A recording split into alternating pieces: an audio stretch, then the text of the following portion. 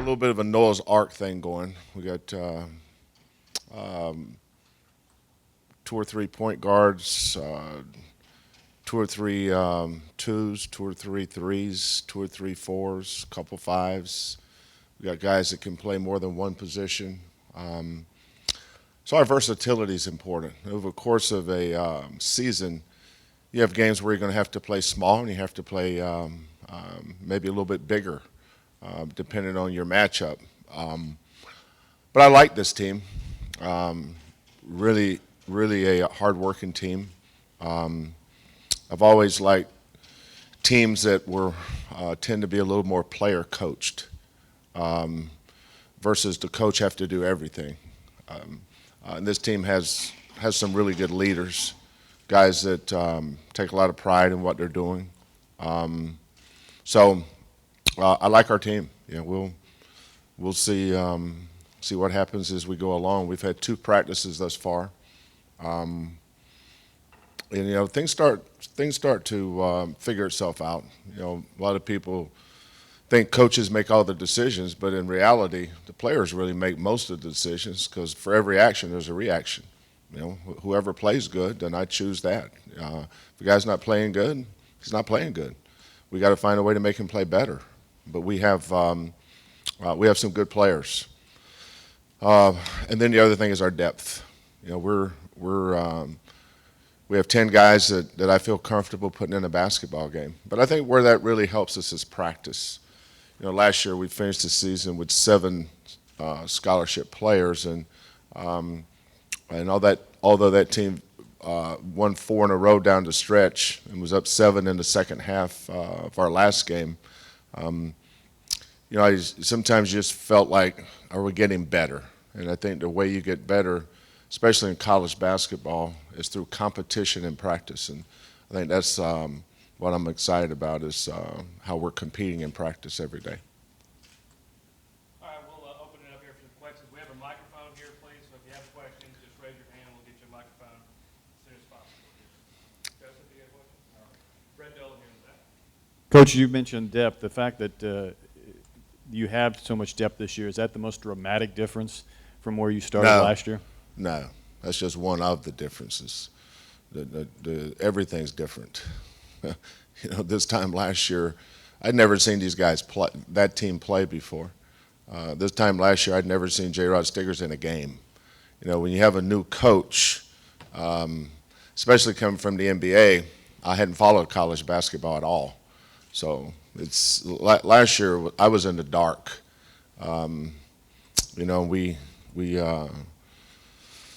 We just weren't very good. We just weren't very good.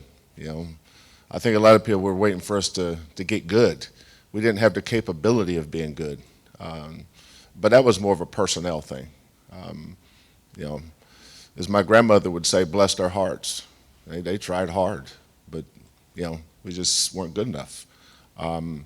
This team is going to be good enough. So, but when you inherit a program, and Frank Haith would be the first one to tell you, hey, that's a pretty good situation I inherited. I have 5 starters coming back from an NCAA tournament team.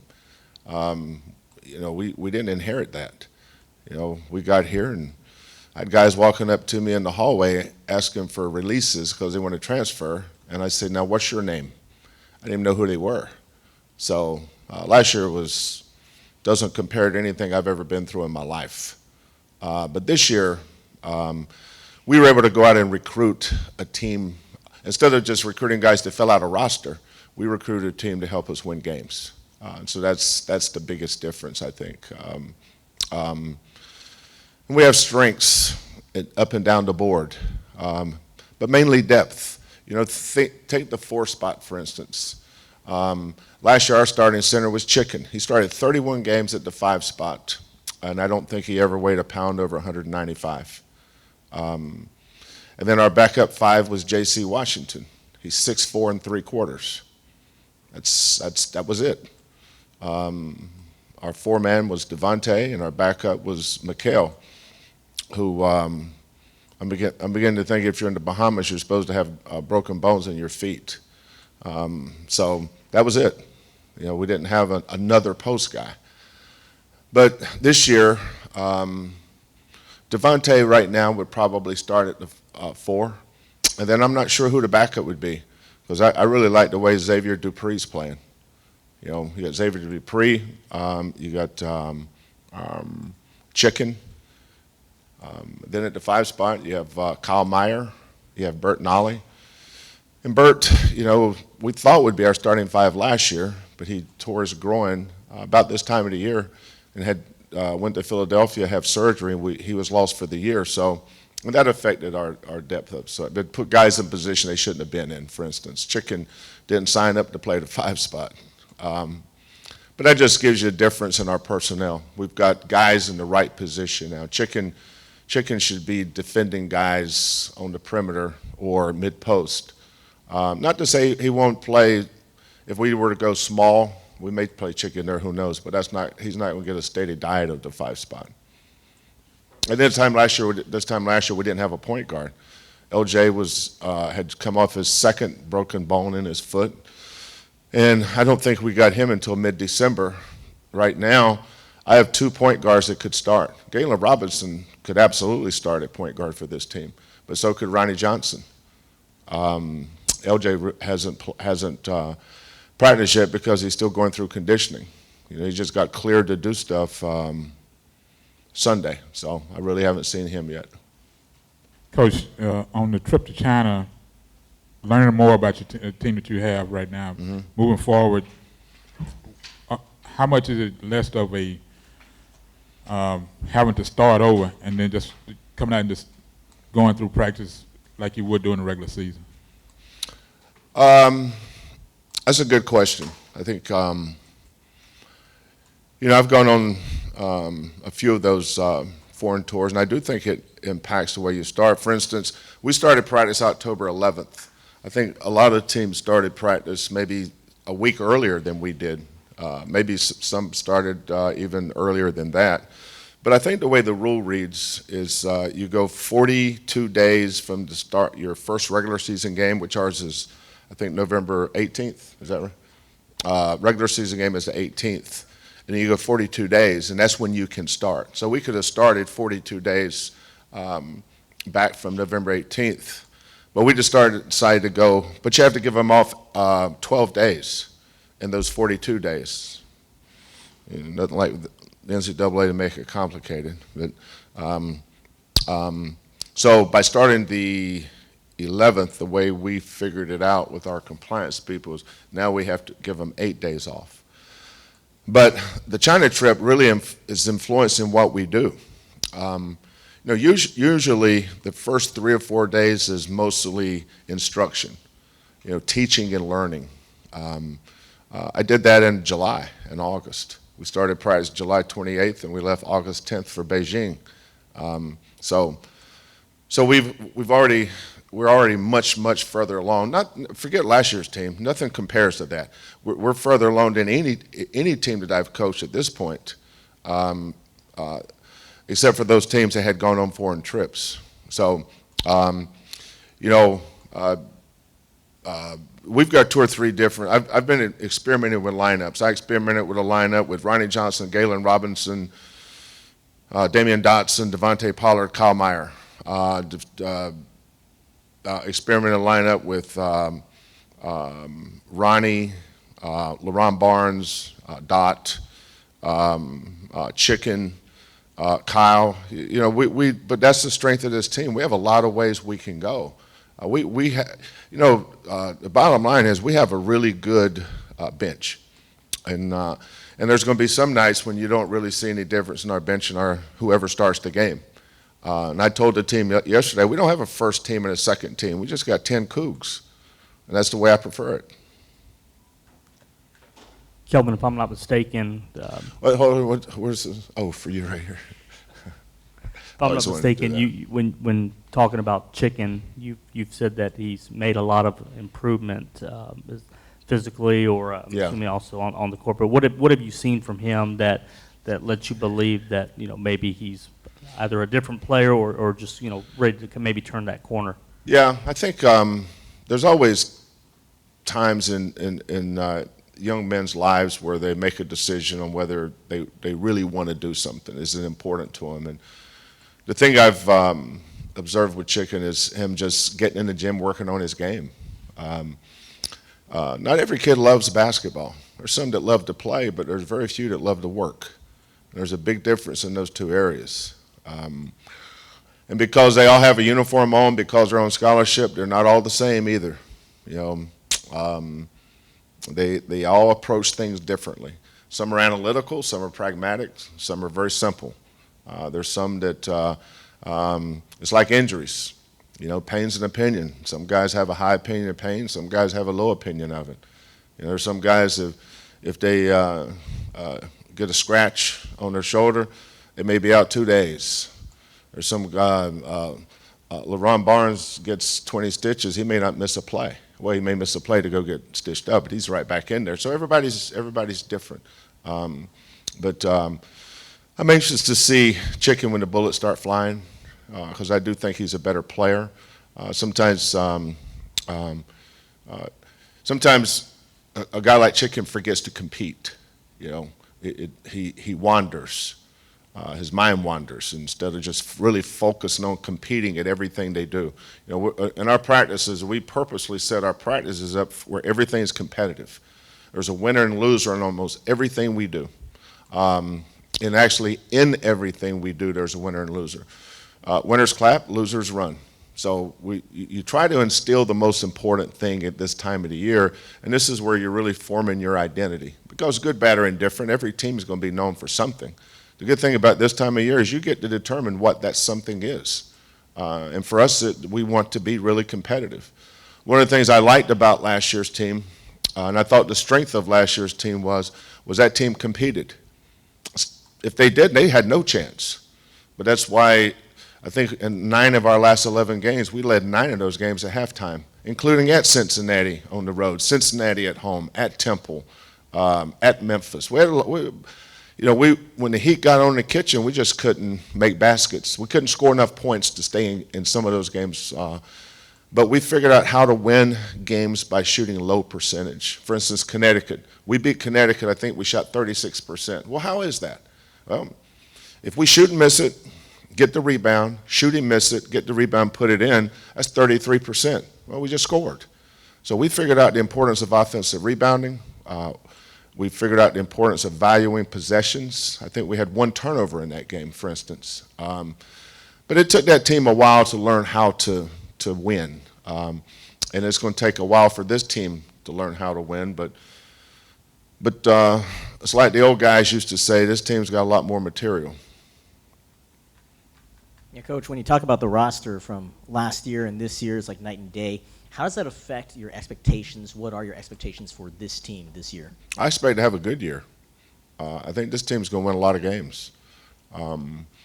There's a lot of things, obviously, is out of your control, but I've always believed in the process.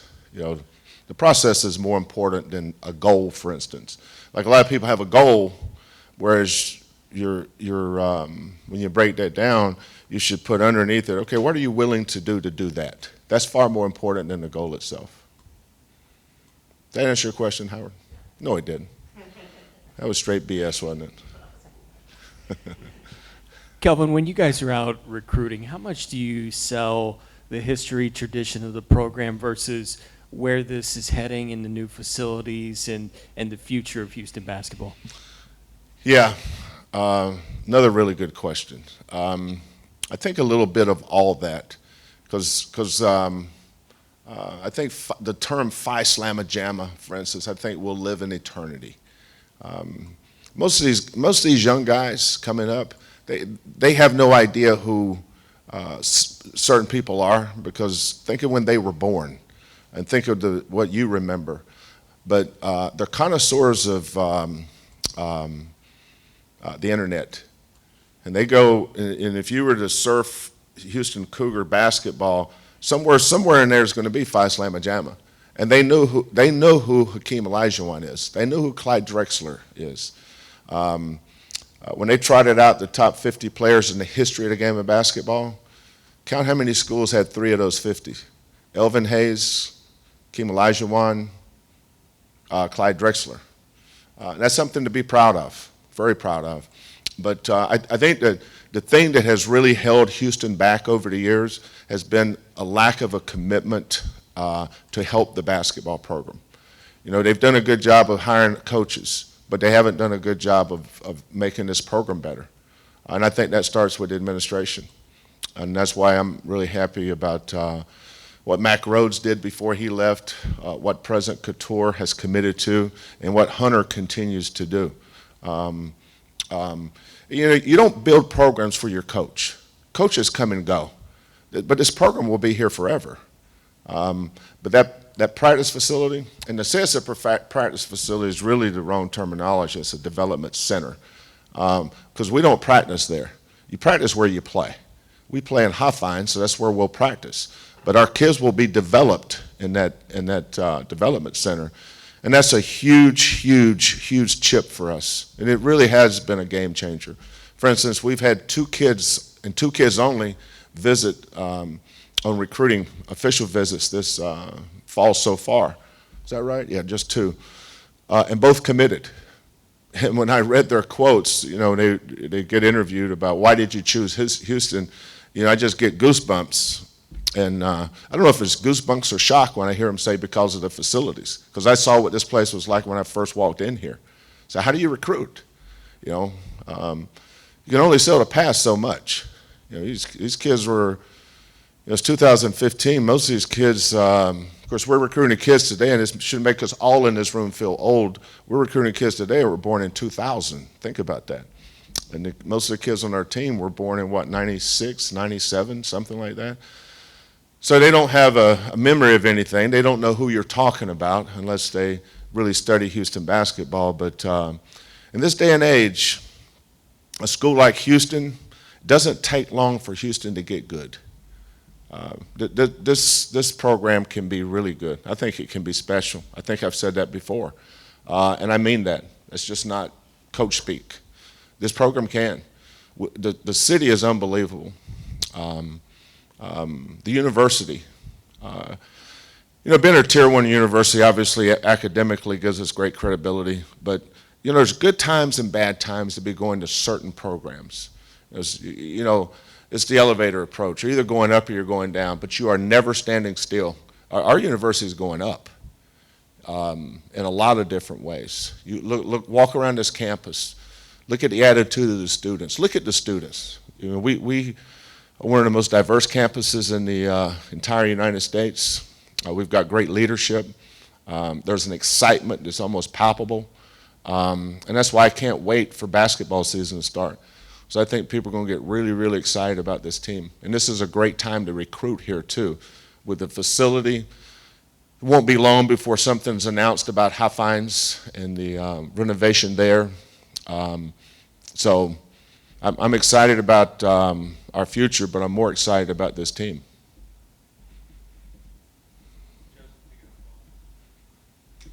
Kelvin, along the lines of the commitment, I was curious, when you took the job, were there certain things that you set, Yes. You know, that you wanted to either see done or have done as far as before you committed to the job? Yeah. Well, you know, I no sense going back over all that, but obviously there had to be some commitments made, not promises, commitments. You know, promises are very empty. You know, there has to be a commitment, and not just from one person. You know, I think it had to come from the president, had to come from the athletic director, but it also had to come from the Board of Regents. And we were able to get commitments from all 3 of those entities. Anybody else? What's the plan on LJ? How do you bring him along? What do you want to see? Is there a timetable? Yeah, he's just got to get in conditioning now. He's been cleared to practice, but he's not in shape to practice. I think LJ's surgery was around March 20th, give or take a day or two, somewhere around March 20th. LJ hasn't done anything since the night he broke his foot against Cincinnati. He hasn't.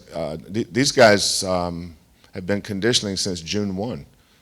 You know, June, July, we left, started practicing 28th, Played 4 games in China, come back. They took about a 10-day break in there just to focus on school, and then we were right back at it. And then there was a 4-week conditioning program, which included some pretty intense conditioning. When I say condition, I'm talking a time mile run. This team's the best mile run. I wish I was coaching a basketball track team. We'd be pretty good in the mile. I think, what'd you run the mile in, Chicken? 5:05, 5:08? Chicken ran the mile in 5:05. What'd you run in, Kyle? 5:30. Think about that. Kyle's 6'10", weighs about 225. He ran a 5:30 mile. But they all have goals. They all have times they have to meet, or they have to do it again. And so, the old coach has his ways of getting them to make their times. But LJ didn't do any of that, So I didn't think it was fair to him. Sometimes you have to make a decision and bail a young man out, and make sure that he puts himself in the best position where he can succeed. So he's got to get in shape. He's overweight and he's out of shape.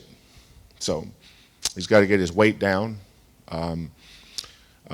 He's probably closer to a pulling guard right now than he is a point guard.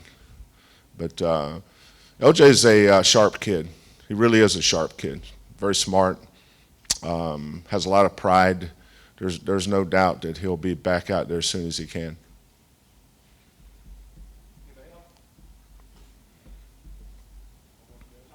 Just kind of house cleaning type stuff. Roster-wise, everybody that came out of the summer is still available. Yeah, we have 13 players on our roster. 12 scholarship players and Wes Van Beck. All right, thank you very much, Coach. Okay, thank you. Thanks, guys.